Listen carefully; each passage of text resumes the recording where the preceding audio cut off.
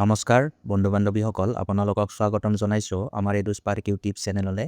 আজিৰ ভিডিঅ'টোত আমি DHSৰ 191 পোষ্টৰ এক্সাম কেতিয়া হ'ব এই গোটেইখিনি কথা আমি ডিছকাছ কৰিম।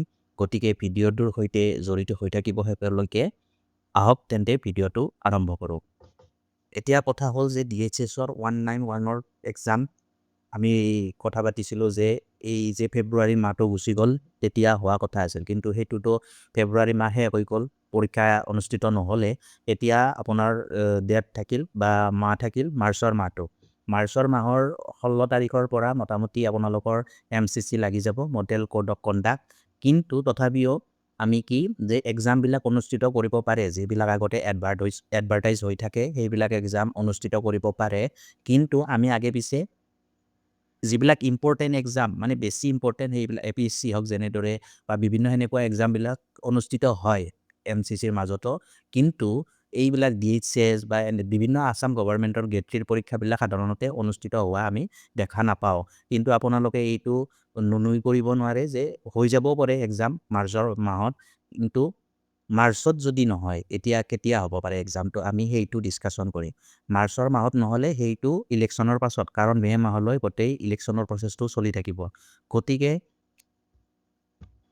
গতিকে এতিয়া আমি যদি চাওঁ মে' মাহত ইলেকশ্যনৰ প্ৰচেছটো চলি থাকিব আৰু লগে লগেতো আপোনালোকৰ এক্সাম কণ্ডাক্ট নকৰে চৰকাৰে। গতিকে আমি যদি চাওঁ সেইটো ইলেকশ্যনৰ পাছত অক্টোবৰ ছেপ্টেম্বৰ মাহত হোৱা কথা, মানে ছেপ্টেম্বৰ অক্টোবৰ মাহৰ ভিতৰত হ'ব পাৰে।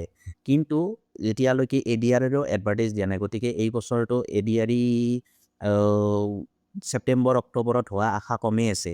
কিন্তু DHSৰ এক্সামটো আমি যদি আগৰ পেটাৰ্ণবিলাক চাওঁ কেতিয়া অনুষ্ঠিত হয়, এতিয়াতো ফেব্ৰুৱাৰী মাৰ্চত নহ'লে সেইটো ধৰক ফেব্ৰুৱাৰী মাৰ্চ এনেকুৱা মাহবিলাকতে অনুষ্ঠিত হয়। যোৱাবাৰো DMEৰ এই যিবিলাক পোষ্ট আছিল নন টেকনিকেল টেকনিকেল এইবিলাকৰ পোষ্ট ফেব্ৰুৱাৰী মাৰ্চ মাহতে হৈ গৈছে।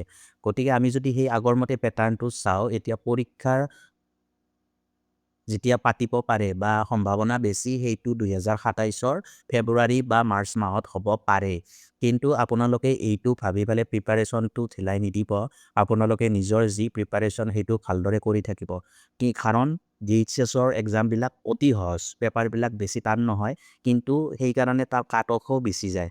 গতিকে আপোনালোকে ভালদৰে যে একদম মানে কোনো পেটাৰ্ণ নাই, যিহেতু কোনো অফিচিয়েল চিলেবাছ নাথাকে DHSৰ, গতিকে আপোনালোকে ভালদৰে প্ৰিপাৰেশ্যন কৰক। ক্ষুদ্ৰৰ পৰা ক্ষুদ্ৰ বস্তুটো আপোনালোকে ভালদৰে নোট কৰি ল'ব। এইবিলাক যিবিলাক ধৰক জেনেৰেলাইজ কুৱেশ্যনবিলাকে বেছি সোধে বা আপোনালোকৰ যে কি বুলি কয় ছায়েন্সৰ কুৱেশ্যন বেছি আহে, তাৰপিছত মেথছৰ 10টা থাকে, ইংলিছৰ 10টা থাকে, ছায়েন্সৰ কুৱেশ্যন 10টা থাকে আৰু জেনেৰেল নলেজ এইখিনি মিলাই 20টা কুৱেশ্যন, টোটেল 50টা কুৱেশ্যন থাকে, 100 মাৰ্ক থাকে পৰীক্ষাটো।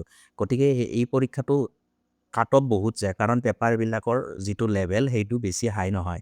গতিকে আপোনালোকে ভালদৰে প্ৰিপাৰেশ্যন কৰি থাকক, কাৰণ পৰীক্ষাটো DHSৰ যিবিলাক বা হেল্থৰ এক্সামবিলাকৰ কোনো ভালদৰে প্ৰেডিকশ্যন কৰিব নোৱাৰে। সিহঁতৰ এক্সাম যেতিয়া পাতিব তাৰ 15 দিন আগত ধৰক এই উলিয়াই দিলে, নটিফিকেশ্যন উলিয়াই দিলে যে 15 দিন মানে ইমান তাৰিখে আপোনালোকৰ এক্সাম হ'ব, আৰু অমুক তাৰিখৰ পৰা এডমিটবিলাক ডাউনলোড কৰিব পাৰিব।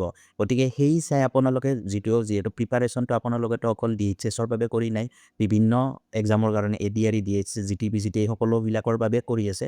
গতিকে প্ৰিপাৰেশ্যনটো কৰি থাকক ভালদৰে, এতিয়া পৰীক্ষা যেতিয়া হয় সেইটো হ'ব, হয়নে নহয়? গতিকে আমাৰ হাতত এইবিলাকতো নাই, পৰীক্ষা কেতিয়া পাতিব। কিন্তু মই বা বিভিন্ন চ'ৰ্চৰ পৰা অলপ গম পাইছোঁ যে পৰীক্ষাবিলাক এতিয়া নহয়। গতিকে ইলেকশ্যনৰ পাছত DHSৰ পৰীক্ষা হোৱাৰ সম্ভাৱনা আছে, বহুত বেছি আছে। কিন্তু মই যদি আগৰ পেটাৰ্ণবিলাক চাওঁ, সেইটো চাই আমি ফেব্ৰুৱাৰী মাহ বা মাৰ্চ মাহত পৰীক্ষাবিলাক জেনেৰেলি অনুষ্ঠিত হয় হেল্থৰ। গতিকে আপোনালোকৰ এক্সপেক্টেড 2027টো যদি ইলেকশ্যনৰ পাছত নহয়, 2027ৰ ফেব্ৰুৱাৰী মাৰ্চ মাহমান ধৰি থৈ দিব পাৰে। গতিকে বন্ধু বান্ধৱীসকল, যদি এই ভিডিঅ'টোৰ পৰা আপোনালোকে কিবা যদি ইনফৰমেশ্যন পোৱা বুলি ভাবিছে, গতিকে এই ভিডিঅ'টো আপোনালোকৰ বন্ধুবৰ্গৰ সৈতে শ্বেয়াৰ কৰিব, ভিডিঅ'টি ভাল পালে লাইক কৰিব, চেনেলটি ছাবস্ক্ৰাইব কৰিব আৰু কমেণ্টত আপোনালোকৰ মতামতটো জনাব, বা কিবা যদি জানিবলগীয়া থাকে আপোনালোকে কমেণ্ট ছেকশ্যনত কমেণ্ট কৰিব। গতিকে পিছত পুনৰ লগ পাম এনেকুৱা জব আপডেটৰ ভিডিঅ'ৰ সৈতে। ধন্যবাদ।